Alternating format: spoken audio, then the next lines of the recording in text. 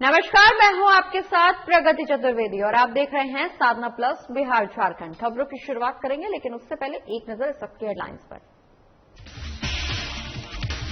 Dry state में जहरीली शराब पीने से 9 की मौत, कई लोगों की हालत गंभीर। बेतिया प्रशासन पर सच्चाई छिपाने का लगा आरोप। जहरीली शराब पीने से मौत का मामला आया सामने। आरजेडी प्रवक्ता ने शराब माफियाओं को सत्ता से संरक्षण मिलने की कही बात। जमशेदपुर में 72वें वन महोत्सव का हुआ आयोजन। सुंदरनगर चेसयर होम में लगाए गए 500 पौधे। डीएफओ समेत वन विभाग के तमाम अधिकारी रहे मौजूद। मुजफ्फरनगर में सचिन तेंदुलकर का बनेगा मंदिर, सबसे बड़े फैन सुधीर बनवाएंगे मंदिर। 2003 में मैच देखने के लिए कई दिन का सफर तय कर साइकिल से गए थे मुंबई।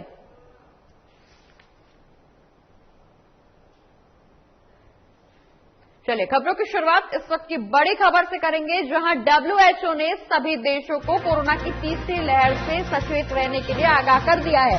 इस वक्त की बड़ी खबर, जहां वर्ल्ड हेल्थ ऑर्गेनाइजेशन ने सभी देशों को कोरोना की तीसरी लहर से आगाह किया है। वर्ल्ड हेल्थ ऑर्गेनाइजेशन ने अब कोरोना की तीसरी लहर की तैयारियां शुरू करने की बात भी कही है। तीसरी लहर से भारत ने सबसे ज्यादा खतरा बताया है। डब्ल्यूएचओ के मुताबिक तीसरी लहर से भारत को सबसे ज्यादा खतरा हो सकता है। इस वक्त की बड़ी खबर, जहां कोरोना के मामले में दूसरे नंबर पर फिलहाल भारत है, वहीं आने वाली तीसरी लहर को देखते हुए डब्ल्यूएचओ के मुताबिक भारत में कोरोना की तीसरी लहर का सबसे ज्यादा प्रभाव पड़ सकता है। बता दें कि वर्ल्ड हेल्थ ऑर्गेनाइजेशन की तरफ से सभी देशों को कोरोना की तीसरी लहर के लिए अब चेतावनी दे दी गई है। और इसी खबर पर ज्यादा जानकारी के लिए हमारे वरिष्ठ संवाददाता चंदन वर्मा हमारे साथ जुड़ गए हैं। चंदन, कोरोना की पहली और दूसरी लहर इतनी भयावह होने के बाद अब तीसरी लहर का खतरा भी लगातार बढ़ता हुआ नजर आ रहा है डब्ल्यूएचओ की तरफ से, जहां सभी देशों को आगाह किया गया है, चेतावनी दी गई है, सचेत रहने के लिए कहा गया है। वहीं भारत को सबसे ज्यादा खतरा बताया गया है। जी प्रगति, बिल्कुल ये चौंकाने वाली बात है, क्योंकि जितनी जद्दोजहद के बाद जो कोरोना से बाहर निकलने का प्रयास भारत कर रहा था, कहीं न कहीं कुछ न कुछ कमियों की वजह से जो है ये फैलता नजर आ रहा है। और साथ साथ डब्ल्यूएचओ ने ये आगाह किया है कि जो तीसरी लहर की शुरुआत जो है वो बिल्कुल हो गई है, और इसे लेकर दुनिया के 111 देशों को डब्ल्यूएचओ ने आगाह किया है। हालांकि अगर कोरोना के मामले में देखा जाए तो भारत पूरे दुनिया में दूसरे स्थान पर रहा है संक्रमितों के मामले में, लेकिन अगर एशियाई देशों में अगर बात करें तो ये पहले देशों में गिनती आता है। तो कहीं न कहीं अब जो जिस तरीके से जो मरीजों की संख्या में बढ़ोतरी हो रही है, तो जो आंकड़े कह रहे हैं, अगर पिछले हफ्ता के आंकड़े देखें तो तकरीबन 55,000 जो संक्रमितों की जो मौत है वो हुई है। तो इससे पिछले हफ्ते की ये आंकड़े से 3% जो है ये बढ़ चुका है। तो कहीं न कहीं इन सब चीजों को लेकर जो डब्ल्यूएचओ का जो सर्वे है, उस सर्वे के मुताबिक जो डब्ल्यूएचओ ने आज पूरी दुनिया को अपनी रिपोर्ट दी है, और अपनी रिपोर्ट से सभी 111 देशों को जो है आगाह किया है, और इससे लड़ने के लिए पूरी मुस्तैदी के साथ कहा है कि सिर्फ वैक्सीनेशन इसका बचाव नहीं हो सकता है। बिल्कुल चंदन, वैक्सीनेशन जहां इसका एकमात्र उपाय बताया जा रहा है, एकमात्र बचाव बताया जा रहा है। हालांकि डब्ल्यूएचओ की तरफ से सभी देशों को सचेत रहने के लिए कहा गया है। लेकिन अगर हम सिर्फ भारत की बात करें, भारत में सिर्फ झारखंड की बात करें, तो पिछली जो दूसरी लहर आई थी उसमें रांची में, राजधानी रांची में सबसे ज्यादा प्रभाव निकल करके सामने आया था। इस दौरान सबसे ज्यादा संक्रमण जो डर था वो रांची का ज्यादा था। ऐसे में रांची में क्या कुछ व्यवस्थाएं स्वास्थ्य विभाग की तरफ से की जा रही हैं, राज्य सरकार की तरफ से की जा रही हैं कि आने वाली तीसरी लहर में ज्यादा से ज्यादा लोगों को इससे बचाया जा सके?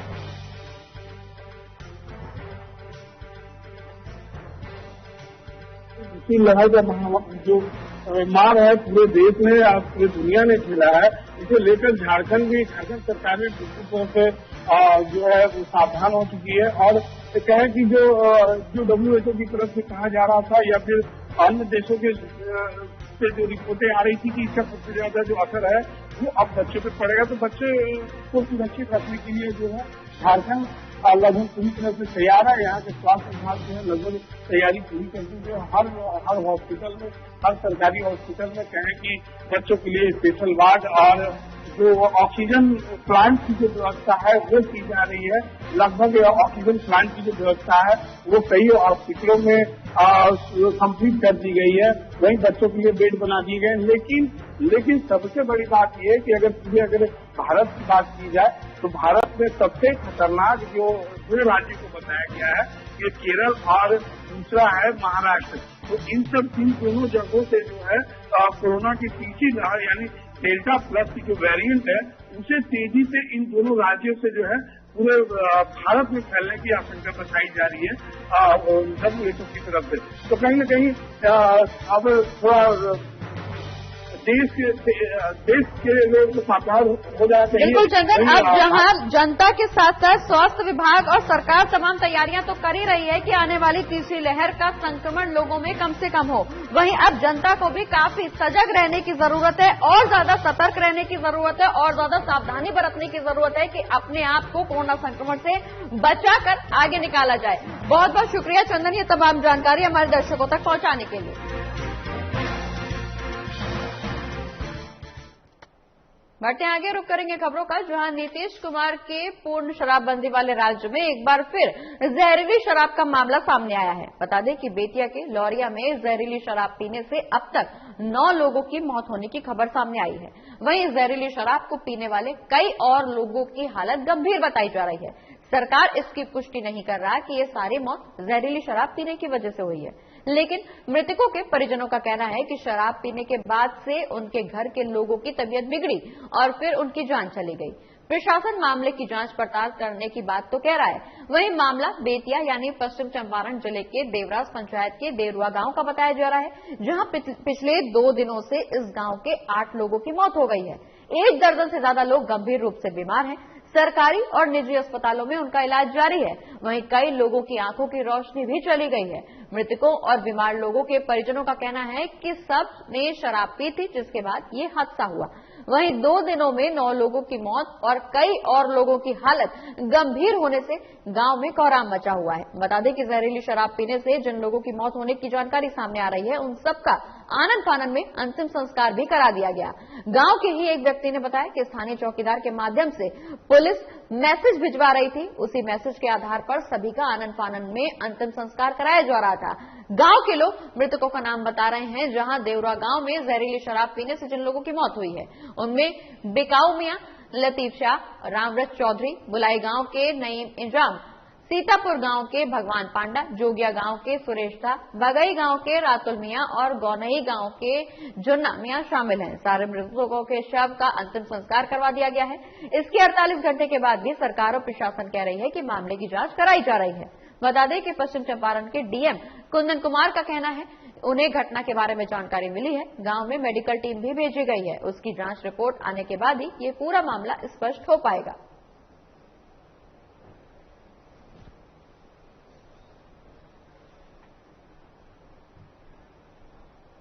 वहीं बेतिया में हुए जहरीली शराब की मौत को लेकर आरजेडी ने सरकार पर हमला बोला है। आरजेडी प्रवक्ता मृत्युंजय तिवारी ने कहा कि कोई एक घटना नहीं है, शराबबंदी के बाद भी शराब से लोग मरे हैं। लगातार जहरीली शराब पीने से लोग मर रहे हैं और कितने लोगों की जान लेगी ये सरकार। हम लगातार कहते रहे हैं कि शराब माफियाओं का धंधा सत्ता के संरक्षण में फल फूल रहा है। एक घटना आज नहीं है जो शराबबंदी से लोगों की जाने गई है। लगातार जहरीली शराब पीने से लोग मर रहे हैं और कितने लोगों की जान लेगी सरकार, बताए। हम लोग लगातार कहते रहे हैं शराब माफियाओं का धंधा फल फूल रहा है। सत्ता के संरक्षण में कालाबाजारी हो रही है, शराब की तस्करी हो रही है। प्रमाण के साथ, तथ्यों के साथ तेजस्वी यादव जी ने सदन के पटल पर विधानसभा में इस बात को कहा कि सत्ता के लोग संरक्षण दे रहे हैं। तो ये गंभीर विषय है। 8 लोगों की जाने, इसके पहले भी बहुत सारे लोगों की जाने गई है दूसरे जिले में। सरकार को ये आज तक बाकी दूसरे नवादा में और जिलों में जो घटनाएं घटी, क्या हुआ उसका, लोगों की जानें चली गई, किनके कारण गई, कौन दोषी है, कौन शराबबंदी में जहरीली शराब बेच रहा था। और अगली खबर जमशेदपुर से है, जहां सुंदरनगर चेसायर होम में 72वां वन महोत्सव का आयोजन किया गया। बता दें कि वन पर्यावरण और जलवायु परिवर्तन विभाग झारखंड सरकार के द्वारा 72वें वन महोत्सव मनाया जा रहा है, जिसमें मुख्य अतिथि के रूप में पोटका विधायक संजीव सरदार मौजूद रहे। उनका कहना कि हम सभी को अपने आसपास पौधारोपण जरूर करना चाहिए, जिससे पर्यावरण का संतुलन बना रहे। वहीं इस मौके पर सुंदरनगर जीएसआईआर होम में 500 पौधे भी लगाए गए। इस मौके पर जमशेदपुर के डीएफओ ममता प्रियदर्शी, वन विभाग के तमाम पदाधिकारी, कई मुख्य लोग इस कार्यक्रम में मौजूद रहे। जैसा कि हम जानते हैं कि ये वन महोत्सव एक पहल है आम नागरिकों के बीच में वृक्षारोपण को बढ़ावा देने के लिए, उन्हें जागरूक करने के लिए कि केवल पेड़ लगाना नहीं है, उसका संरक्षण एवं संवर्धन भी करना है। आप सभी अपने अपने इम्पोर्टेंट दिनों, जैसे आपका जन्मदिन, आपकी एनिवर्सरी पर एक एक पेड़ अवश्य लगाएं और फिर उसे बचाएं। जिस तरह आप अपने बढ़ते जाएंगे, आपकी उम्र बढ़ती जाएगी, उसी तरह वो पेड़ भी बड़ा होता जाएगा। आज झारखंड सरकार ने 72वां वन महोत्सव के रूप से माननीय मुख्यमंत्री हेमंत सोरेन जी ने मनाने का जो आदेश निर्देश दिए हैं, और उसी के तहत हम लोग करेंगे पटल बागान में इसका मुख्य शुभारंभ किए हैं। और ये आने वाले भविष्य के लिए हम लोग संदेश, सरकार का संदेश देना का उद्देश्य है।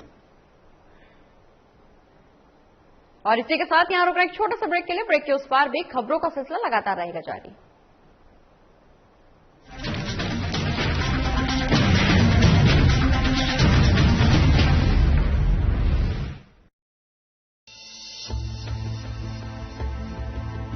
रामकृष्ण मिशन अस्पताल रांची में सेवा का एक सर्वोत्तम संस्थान। 7 दशकों से रामकृष्ण मिशन सैनिटोरियम में सभी बीमारियों का आधुनिक पद्धति से सस्ते दर पर इलाज। अस्पताल में अनुभवी डॉक्टर और कुशल नर्सें रखेंगी आपका विशेष ख्याल। सभी आधुनिक चिकित्सकीय उपकरणों से लैस 24/7 है सेवा में समर्पित। रामकृष्ण मिशन अस्पताल, खूंटी रोड, तूपुदाना, रांची, जिसका सेवा ही परम धर्म है।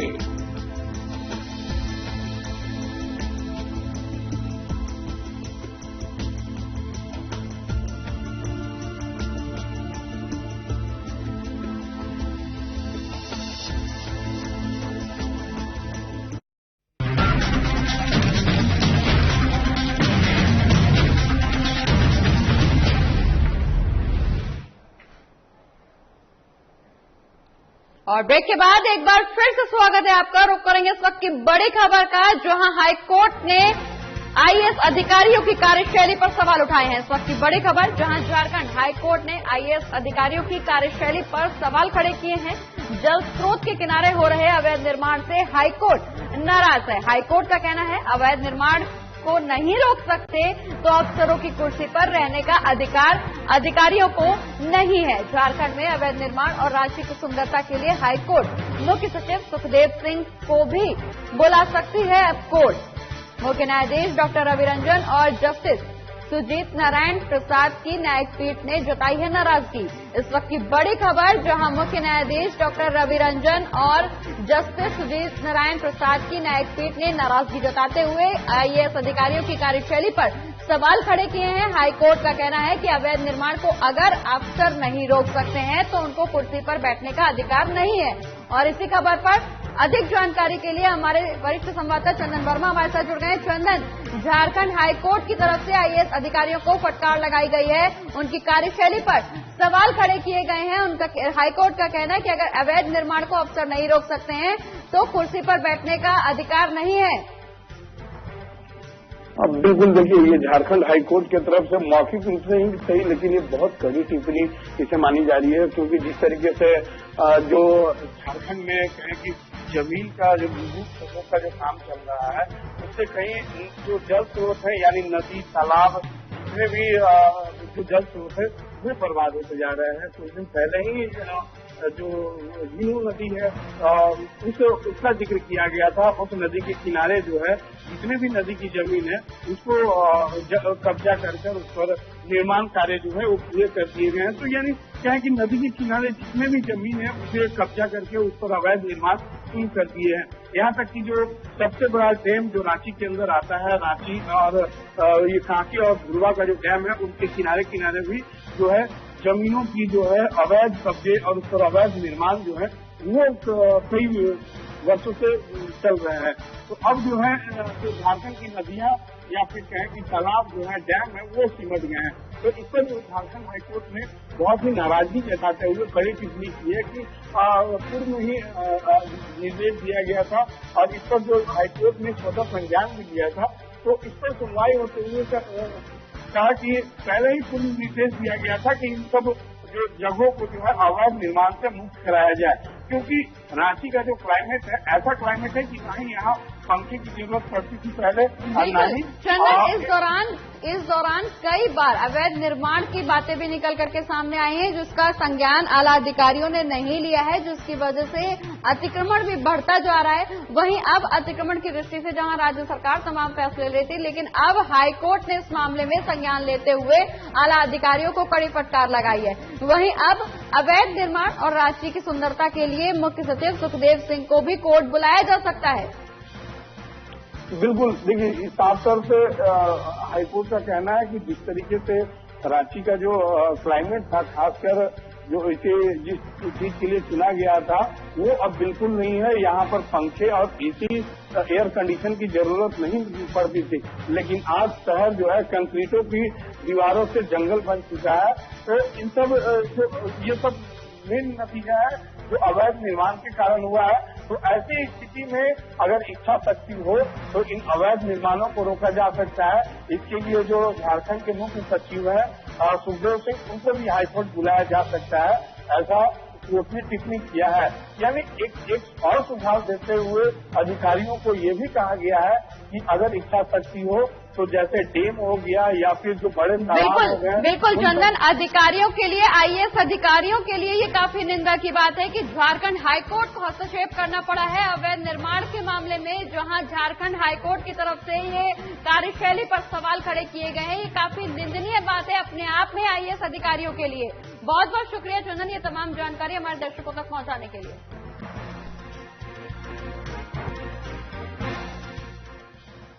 बढ़ते आगे, जहां क्रिकेट के भगवान कहे जाने वाले सचिन तेंदुलकर के सबसे बड़े फैन मुजफ्फरपुर के सुधीर कुमार जल्द ही, बहुत जल्द एक मंदिर बनवाने वाले हैं। इस मंदिर का उद्घाटन करने के लिए सुधीर अपने भगवान सचिन तेंदुलकर को बिहार बुलाएंगे। बता दें कि मंदिर निर्माण के लिए सुधीर पैसे के इंतजाम में लग गए हैं और जैसे ही पैसों का इंतजाम हो जाएगा वैसे ही मंदिर का निर्माण कार्य भी शुरू करवा दिया जाएगा।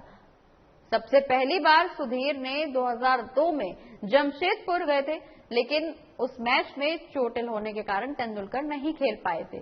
उस दौरान उनकी मुलाकात सचिन तेंदुलकर से नहीं हो पाई थी। फिर साल 2003 में नवंबर में मुंबई में मैच था, उसके लिए 8 अक्टूबर को ही साइकिल से निकल गए थे। 26 अक्टूबर को मुंबई पहुंच गए और 28 अक्टूबर को उनकी सचिन तेंदुलकर से मुलाकात हुई। फिर तेंदुलकर ने 29 को उनको अपने घर बुलाया और मैच का पास दिया। इसके बाद भारत में होने वाले क्रिकेट मैच में तो गए ही, बल्कि देश से बाहर 2006 में पाकिस्तान मैच देखने के लिए भी गए। वहीं 2007 में बांग्लादेश, 2011 में बांग्लादेश, वहीं 2012 में बांग्लादेश में हुए मैच को भी वो देखने पहुंचे। इस दौरान सुधीर कुमार ने बताया कि जब से उनकी मुलाकात सचिन तेंदुलकर से हुई है, तब से वो सचिन तेंदुलकर उनके लिए भगवान के समान हो गए हैं। भगवान को अगर मंदिर में जगह नहीं मिलेगी तो कहां मिलेगी, इसलिए मैंने सचिन सर के लिए मंदिर बनवाने का फैसला लिया है।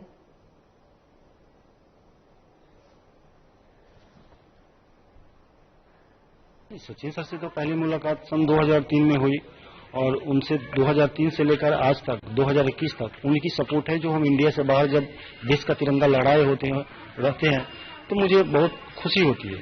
इंडिया में तो कोई भी लहरा सकता है, लेकिन इंडिया से बाहर जैसे पाकिस्तान, बांग्लादेश, वहां भी अपने तिरंगा लहराया और टीम इंडिया को हौसला बढ़ाया। और इस प्रकार वर्षों से सचिन सर के साथ रहते रहते मुझे भी एक लगा कि सारे मतलब जब एक फिल्म अभिनेता की मंदिर हो सकता है, रजनीकांत साउथ इंडिया में मंदिर उनकी बन सकती है, क्यों न सचिन तेंदुलकर जी की मूर्ति मतलब मंदिर बने। देवघर के उपायुक्त मंजुनाथ भजंत्री की अध्यक्षता में चित्रा कोलियरी के सभागार में बैठक का आयोजन किया गया। उपायुक्त ने सभी कामों की समीक्षा करते हुए जमीन अधिग्रहण से संबंधित परिवारों को क्या सेवाएं दी जाएं, मुआवजे की राशि से जुड़े कार्यों के संबंधित विभाग के साथ समन्वय बनाकर काम करने के निर्देश दिए। साथ ही उपायुक्त ने संपूर्ण कोलियरी क्षेत्र में ईसीएल द्वारा सीएसआर के तहत किए जा रहे सभी कार्यों की जानकारी भी हासिल की।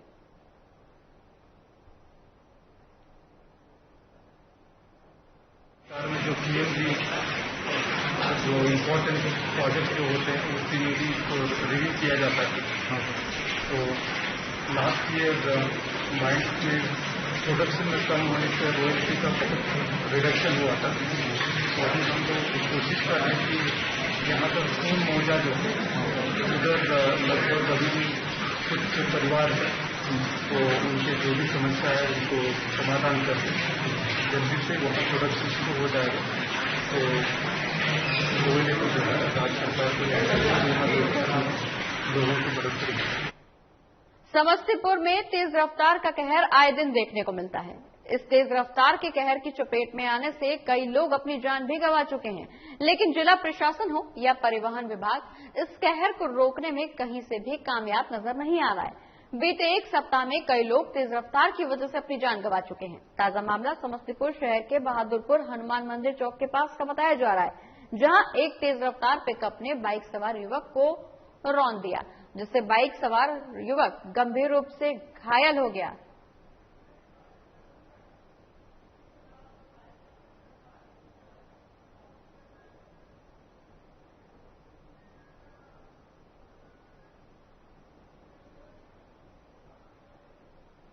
तो तेज रफ्तार का कहर एक बार फिर से देखने को मिला है। समस्तीपुर का ये पूरा मामला, तस्वीरें आपकी टीवी स्क्रीन पर, जहां एक तेज रफ्तार बाइक ने एक की जिंदगी ले ली, वहीं इस दौरान एक व्यक्ति गंभीर रूप से घायल हो गया। समस्तीपुर की ये तस्वीर, जहां ये तेज रफ्तार की वजह से ये हादसा हुआ। बढ़ते हैं आगे और अब बात गुमला की करेंगे, जहां घाघरा थाना क्षेत्र के सिरकोट गांव में राशन डीलरों और कार्डधारियों को नेटवर्क नहीं रहने की वजह से काफी परेशानियों का सामना करना पड़ रहा है। आपको बता दें कि पॉस मशीन में अंगूठा लगाकर कार्डधारियों को राशन दिया जाता है, लेकिन इन दिनों नेटवर्क नहीं रहने की वजह से कार्डधारियों को काफी परेशानियों का सामना करना पड़ रहा है। लाभुकों को कभी कभी घंटों इंतजार करने के बाद भी राशन नहीं मिल पाता है।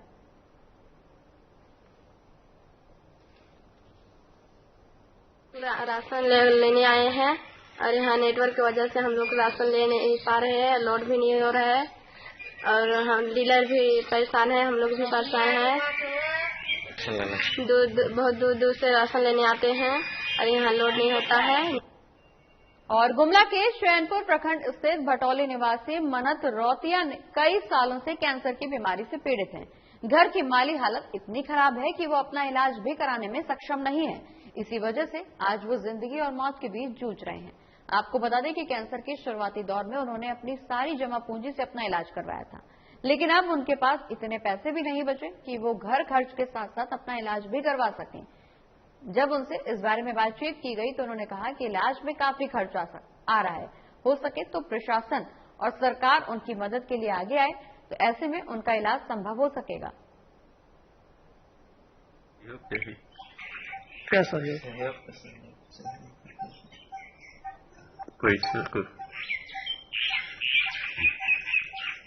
सरकार की तरफ से तो कुछ पैसा चाहिए, सहयोग राशि के कहे के लिए बीमारी के इलाज कर ले गए। सरकार की तरफ से कुछ मदद मिल जाए, उसका इलाज हो जाए।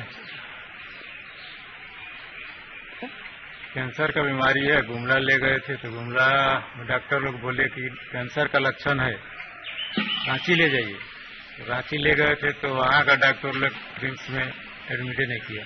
खर्च तो कुछ खर्चा हुआ, 4-5 हजार रुपये फोकट का कागज बनवाया।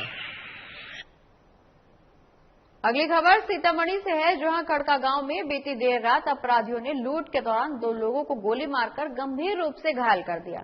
बता दें कि 2 वाहन पर सवार कुछ लोग शादी समारोह में शामिल होने जा रहे थे। इसी बीच उन्हें रोककर अपराधियों ने उनके साथ मारपीट की, फिर लूटपाट की वारदात को अंजाम दिया।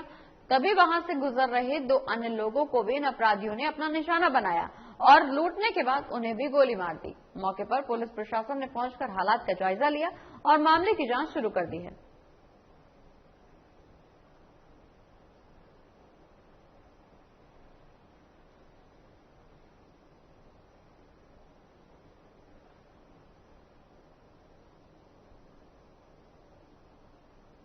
निकले थे नारायण भवन विवाह भवन में, उनके लिए किसी बाइक वाले के साथ में अपना घटना घटित हो रहा था।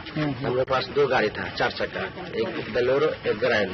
तो बोलेरो में हम लोग आगे बैठे हुए थे, हम लोग के साथ में 5 आदमी था, ग्राउंड में 6 आदमी था। पीछे थे ग्राउंड, मतलब जब गाड़ी यहाँ पे स्लो हुआ ना तो लो लाइट जलाया ना तो वो लोग आगे से आ चुका है मोटरसाइकिल वाला। हम लोग कहेंगे कि हो सके अपना में एक्सीडेंट हो गया होगा, वो लोग अपना में उठबैठ कर रहा है। इतने में हम लोग गाड़ी पर पहुंच गया था।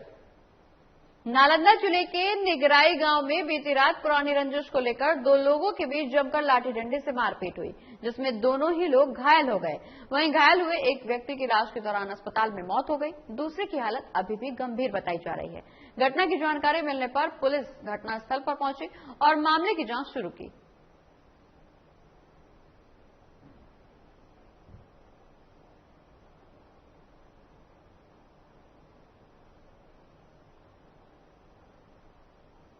सर पेड़ में बांध के मारा, 20 मील जमीन पे गिरा दे। अच्छा, वही पेड़ में हम देखे मार के। तो कहीं गेल की? हाँ, तना खेत देखने गए थे। तो वहाँ पहले से बैठा? हाँ, पहले से बैठा सर।